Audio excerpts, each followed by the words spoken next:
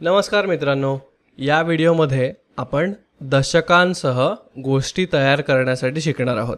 जसं की तुम्हाला या व्हिडिओमध्ये समजेल की 2 दशकांमध्ये काय बनते किंवा 30 मध्ये किती दशक आहेत आणि इथे आपल्या सोबत आपली एक मैत्रीण आहे झारा आणि या झाराकडे 30 ठोकळे आहेत आणि तिची अट अशी आहे की तिला हे 30 ठोकळे 10-10 च्या गटांमध्ये उभे करायचे आहेत आणि तिला त्यांची एक इमारत बनवायची आहे।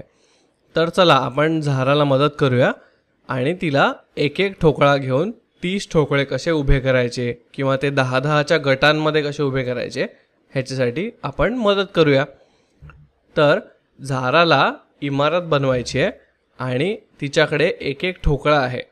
तर हा बघा, हा तिच्याकडे एक ठोकळा आहे आणि एक ठोकळा बरोबर काय असतं, एक ठोकळा बरोबर एक एकक असं आपण त्याला म्हणतो। तर अशा प्रकारे तिच्याकडे हे 10 ठोकळे आहेत आणि हा 10 ठोकळ्यांचा एक गट म्हणजेच आपण त्याला काय म्हणतो, आपण त्याला म्हणतो एक दशक।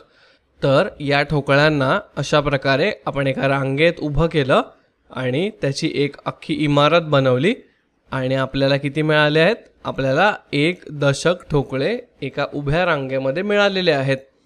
आता आपण ह्याच्या पुढे अजून 10 ठोकळे घेऊया आणि आता आपल्याला किती मिळाले आहेत, आता आपल्याला 2 दशक म्हणजे 20 ठोकळे मिळालेले आहेत।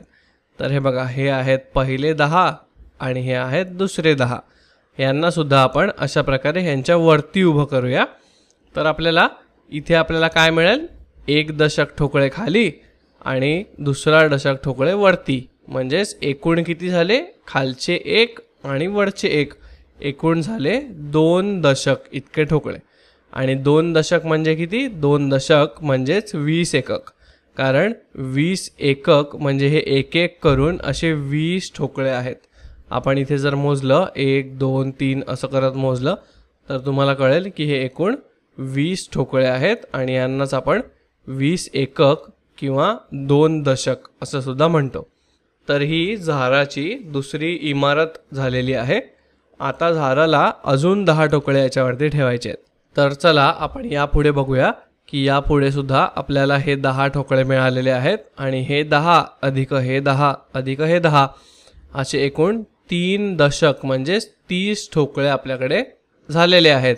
आणि या सर्व ठोकळ्यांना आपण पुन्हा एकावर एक असं उभं करूया आणि तुम्हाला इथे दिसेल खाली आपल्याकडे आहेत हे पहिले एक दशक ठोकळे, म्हणजेच किती, हे 10 ठोकळे, त्याच्यावरती आहेत हे 10 ठोकळे आणि हे दोन्ही मिळून किती होतात, दोन्ही मिळून 2 दशक म्हणजेच एकूण 20 ठोकळे झालेले आहेत।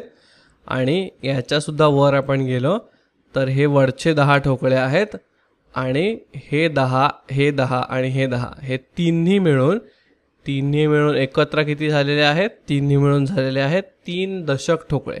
3 दशक ठोकळे म्हणजे किती, तर 3 दशक बरोबर एकूण 30 ठोकळे एवढे आपण एकावर एक ठेवलेले आहेत आणि ही झाराची इमारत उभी झालेली आहे।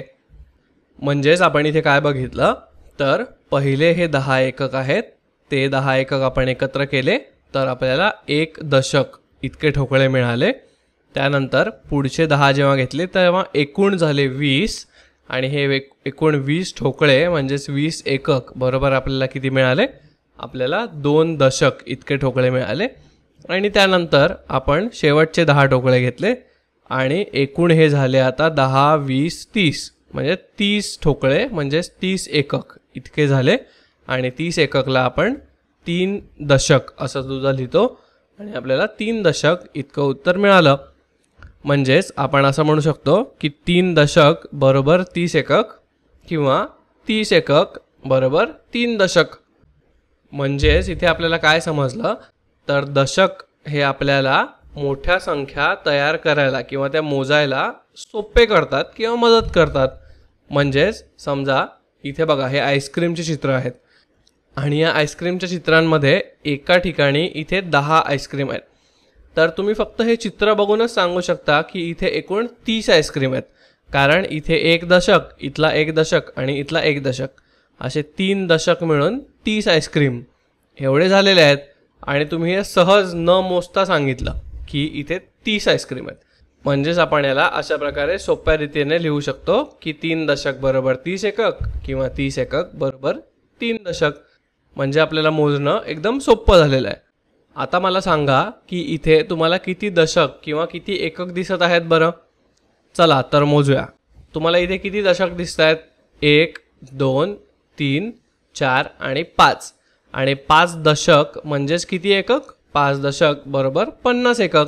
म्हणून इथे तुम्ही सहज सांगू शकता की इथे 5 दशक पेन्सिली आहेत किंवा इथे 50 पेन्सिली आहेत. झालं की नाही सोपं? म्हणजेच तुम्हाला मोजणं एकदम सोप्या रीतीने आता समजलेलं आहे. आणि अशा प्रकारे तुम्ही सुद्धा असे 10-10चे वस्तूचे गट करून मोजून बघा आणि आपले मोजणे सोपे करून बघा.